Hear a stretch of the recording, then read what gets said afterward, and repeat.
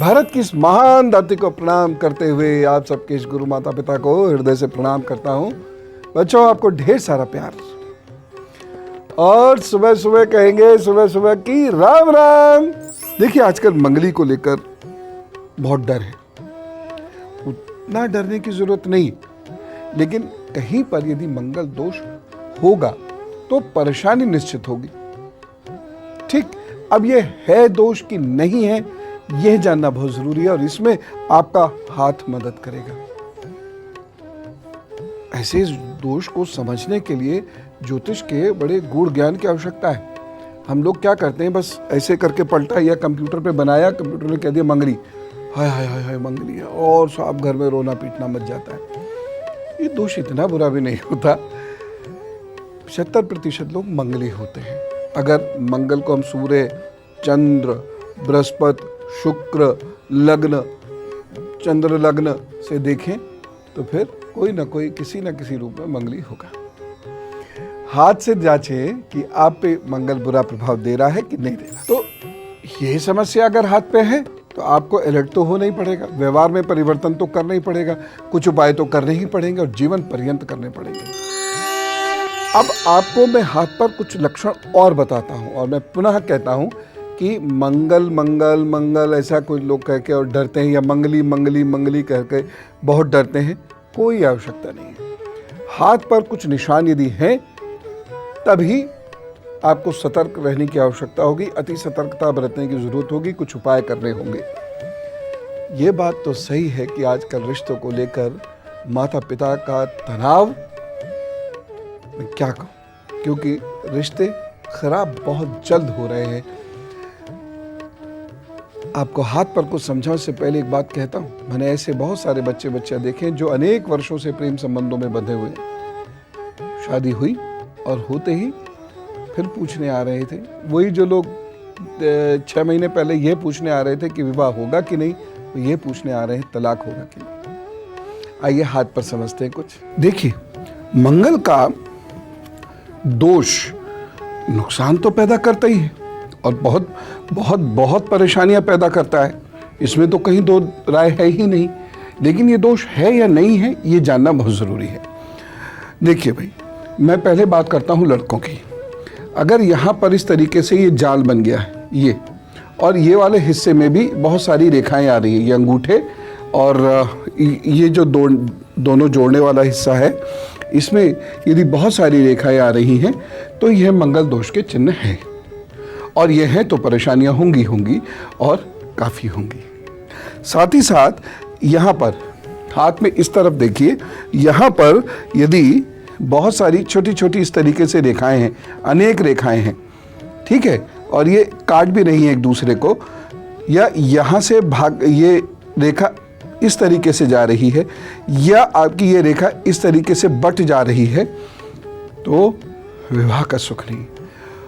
और देखो बच्चों, आप भाई कह लो, पिता कह लो, गुरु कह लो, और इसी रिश्ते से मेरी एक जिम्मेदारी बनती है आपसे कुछ कहना,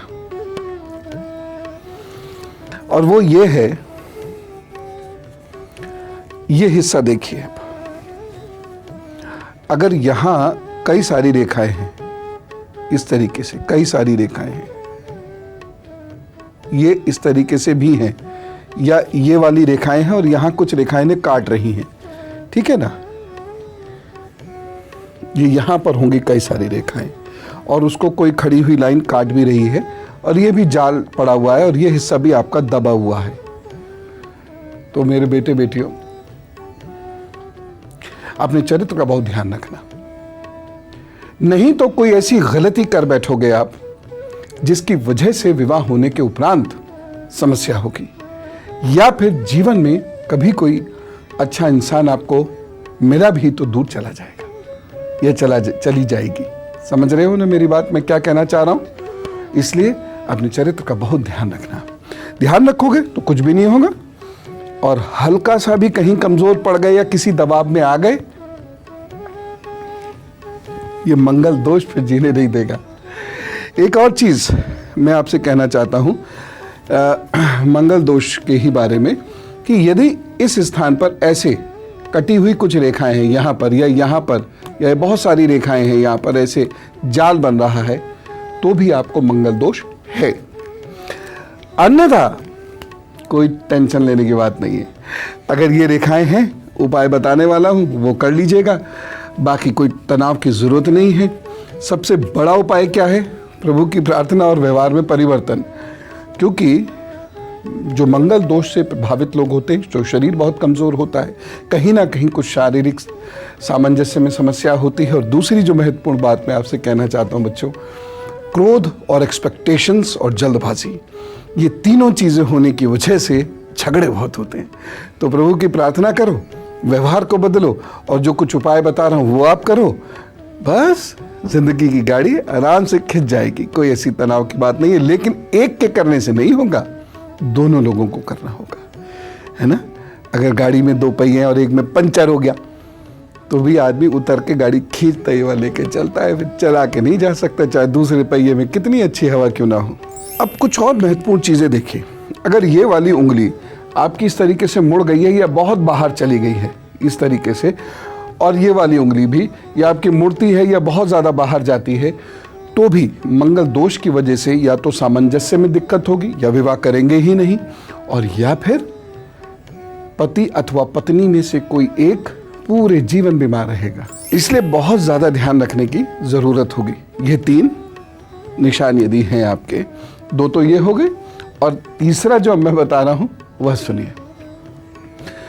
तीसरा निशान ये है, ये जीवन रेखा है, अंगूठे की जड़ से कोई रेखा यहाँ से यूं काट के निकल जाती है, ये अच्छी निशानी नहीं है। या यहाँ से कुछ रेखाएं, पतली पतली रेखाएं जीवन रेखा को काट के आगे बढ़ जाती हैं, ये अच्छी निशानी नहीं है। किसी की वजह से जीवन में संकट आएगा और उससे आपके वैवाहिक रिश्ते कमजोर हो जाएंगे। सब कुछ संभाला जा सकता है, ट्रस्ट करो जीवन साथी पर और उसे ट्रस्ट दो। दोनों ही चीजें हैं। मैं ट्रस्ट का मतलब केवल चरित्र से ही नहीं ले रहा हूं, वो तो है ही, इसके अलावा भी पुरुषों को और स्त्रियों को एक दूसरे को समझने की बहुत आवश्यकता होती है मंगल दोष में, और एक दूसरे की समस्याओं को समझने की बहुत आवश्यकता होती है, और समस्याओं को समझकर उन समस्याओं में उसका साथ देने की आवश्यकता बहुत होती है।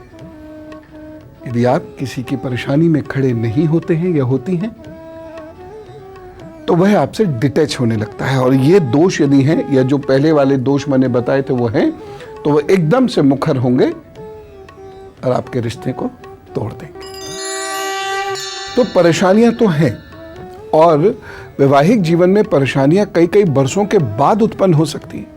तो यदि आपके हाथ पर यह चिन्ह है, तो आपको तो अलर्ट होना ही पड़ेगा, और ये उपाय करते रहिएगा, भरोसा बच्चा करेंगे।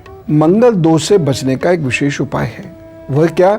माँ, साधु संतों और बंदर की सेवा किया करें। किसी भी रूप में कर दीजिए, लेकिन कर दिया कीजिए। दूसरी चीज यह है कि लाल रंग से थोड़ा सा परहेज किया करें। तीसरी बात, चीनी, शहद और गुड़ का दान मंगलवार को जरूर कर दें और ताउम्र करते रहें। कभी भूल जाए तो बहुत ज्यादा टेंशन में मत आइएगा, लेकिन ना भूलें इसका प्रयत्न करते रहिएगा। एक चीज और, चावल धोकर पानी में बहाइए। ये एक बड़ा विशेष उपाय बता रहा हूँ, खास तौर से उन बच्चे बच्चियों के बारे में जिनका वैवाहिक जीवन अभी बहुत समस्याओं से गुजर रहा है। बहुत सारे चावल नहीं ले रहे हैं, जरा से 1 चम्मच चावल ले लीजिए, अच्छे से उसको धोकर, और किसी भी नाली में भी प्रवाहित आप उसे कर सकते हैं। सोमवार, मंगल, बृहस्पति, शुक्र 4 दिन है, किसी भी दिन करने की एक आदत बना लीजिए और जीवन पर्यंत इसको करते रहिए। एक उपाय और कहूँगा मैं, बहुत तनाव आपको आपके घर में यदि होता है, छोटी छोटी सी बात पे कला होती है, तो दोनों लोगों को अपना व्यवहार तो बदलना ही है, साथ ही साथ चांदी की ठोस गोली धारण अवश्य कर लें स्वास्थ्य की बेहतरी के लिए। क्योंकि मंगली जो लोग होते हैं, और यदि उनकी कुंडली नहीं मिलती, जो वास्तव में मंगल दोष से, कुछ दोष से प्रभावित लोग हैं, उनकी कुंडली नहीं मिलती तो बीमारी रहती है। ऐसे लोगों को जीवन पर्यंत महामृत्युंजय का जप जरूर करना चाहिए। साथ ही साथ ऐसे लोगों को सोमवार को शिवजी पर गन्ने के रस से अभिषेक अवश्य करना चाहिए। आप देख लीजिएगा, पति पत्नी में से यदि विवाह के बाद अचानक से कोई बीमार रहने लगा, 2, 4, 5 साल बाद नहीं, विवाह होते ही अगर 6.5 महीने के अंदर कोई एक अगर बीमार रहने लगा है तो वह बीमार ये उपाय करना शुरू करे, ठीक रहेंगे, फिर ठीक रहेंगे। नहीं करेंगे तो परेशानी तो होगी। सावन के महीने में यदि रोजाना हम महादेव की बात ना करें तो फिर बेकार है। मैं आपको घुश्मेश्वर महादेव जी की कथा सुनाता हूं। कथा यह है कि दक्षिण देश में देवगिरी पर्वत के निकट सुधर्मा नाम का एक अत्यंत तेजस्वी ब्राह्मण रहता था। उसकी पत्नी का नाम था सुदेहा। ब्राह्मण दंपति के आपस में बहुत प्रेम बड़े अच्छे संबंध थे, परंतु ब्राह्मण दंपति की कोई संतान नहीं थी। ज्योतिष विद्या से उन्हें यह भी पता चला कि सुदेहा के गर्भ से संतान उत्पत्ति नहीं हो सकती। तब सुदेहा ने अपने पति से यह प्रार्थना की कि वह उनकी छोटी बहन से विवाह कर ले। पहले तो सुधर्मा ने बहुत मना किया, परंतु पत्नी के हठ की वजह से उन्हें झुकना पड़ा और इस प्रकार से सुदेहा की छोटी बहन घुष्मा से उनका विवाह हो गया। घुष्मा अत्यंत सदाचारणी और शिव भक्त स्त्री थी कि घुष्मा चूंकि शिव भक्त है और वह शिव जी की दिन रात उपासना में लगी रहती है, वह गर्भवती हुई। उन्होंने एक बालक को जन्म दिया। यहां से सुदेहा के मन में थोड़ी सी ईर्ष्या प्रारंभ होती है।